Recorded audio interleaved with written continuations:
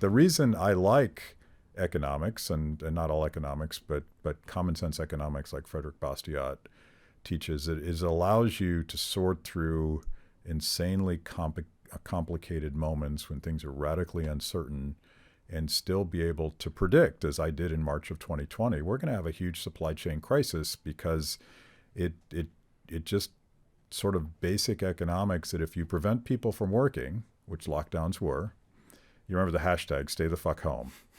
And I was like, do they understand what that means? If everyone actually stayed home, what would be the consequences of that? Well, of course, they didn't mean that. They meant that the entire laptop class would stay home, and certain poor bastards still had to go out there and work so that your food would come to your front door.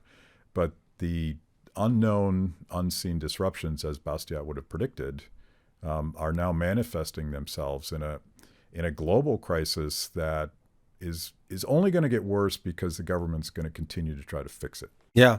I thought Elon Musk put it really good last year when he said, he was talking to Joe Rogan, just like you and I are. And he said, this idea that you can just send people checks and everything will be okay is a lie. He said, if you don't produce stuff, you will not have stuff.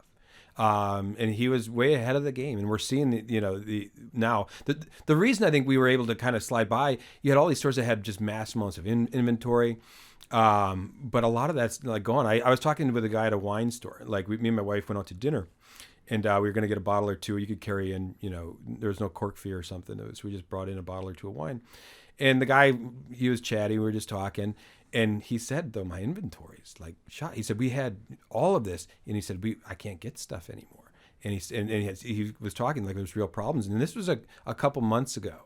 And so you could see all the writing on the wall now. Now you're seeing like people are, the news stories are there. You're not going to be able to get your booze on Christmas.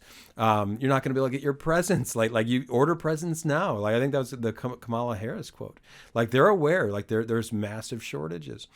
And it was predictable, as you said. There's a million parts that go into an economy and most people don't see it. You don't have to worry about it. It's a self-operating organism that it just works if you stay out of the way. But we disrupted it, and there's going to be some pain. And I think we're still in the early stage of these pains that we're going to be experiencing for some time. Yeah, and it's sort of the dilemma for those of us that defend free markets and voluntary cooperation. And Bastiat writes about it. I think the very first article I wrote for Fee was talking about this essay in Bastiat.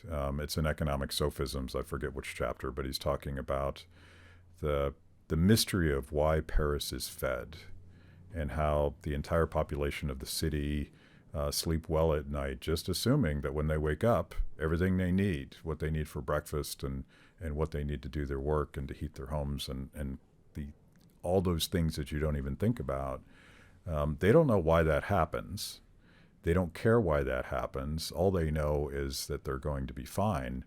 And we're sort of in that situation in reverse today. They don't. People may not understand what is this supply chain thing, and is it like, can Joe Biden fix it just by mandating that the docks in LA now operate 24 hours a day?